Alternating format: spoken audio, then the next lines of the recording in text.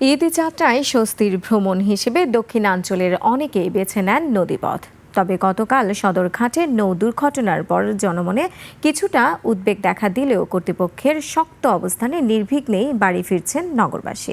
অতিরিক্ত ভাড়ার অভিযোগ নেই, ঘাটের ব্যবস্থাপনা নিয়েও সন্তোষ প্রকাশ করেছেন যাত্রীরা। মানিক শিকদার রিপোর্ট।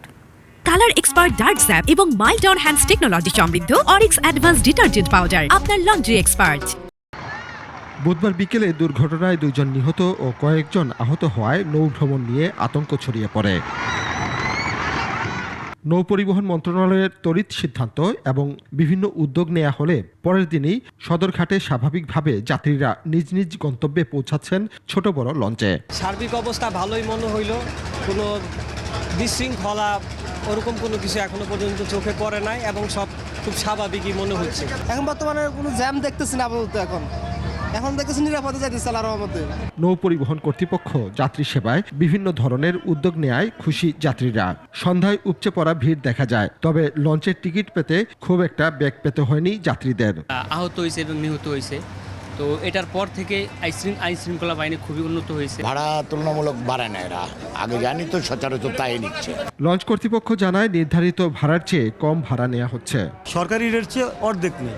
সরকারি যে ভাড়া সিঙ্গেল হলো 2087 টাকা, এসি আমরা নেই 1200 টাকা। ডেকে যাত্রী সংখ্যা সহনীয় পর্যায়ে ছিল।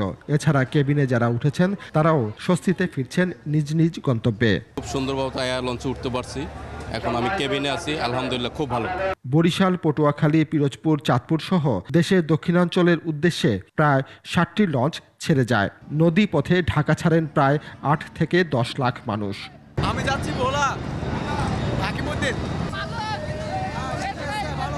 কয়েক হাজার যাত্রী নিয়ে ছেড়েছে এই লঞ্চটি। যারা বাড়িতে যাচ্ছেন তারা যেন নিরাপদে নির্বিঘ্নে পৌঁছাতে পারেন এমন প্রত্যাশা করছেন যাত্রী এবং এই নৌ পরিবহনের সাথে সংশ্লিষ্ট যারা আছেন প্রত্যেকেই। সবার ঈদ যেন সুন্দর হয়, আনন্দের হয়।